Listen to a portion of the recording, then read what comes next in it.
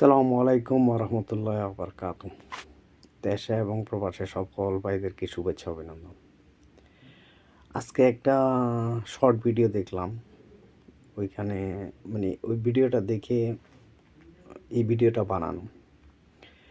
যেই সময় আমাদের মুসলমান ভাইরা আছেন বা অন্য ধর্মাবলম্বী ভাইরাও আছেন, কোনো ধর্মেই বলে নাই যে আপনি আপনার বউকে শো অফ করেন। আপনার বউর ফটো তুইলা বউয়ের সাথে কোথায় যাচ্ছেন, কোথায় রেস্টুরেন্টে খাচ্ছেন ফটো তুইলা আপনার ফেসবুকে দিতে হবে। আপনার বউ কেমন সুন্দরী, ওইটা সেটা। তো যারা বউকে মনে করে যে এটা দেশের সম্পদ, জাতীয় সম্পদ, তারাই এই কাজগুলো করে। বউয়ের বা উপযুক্ত বয়স হয়েছে এরকম মেয়েদের ফটো ফেসবুকে পোস্ট করে।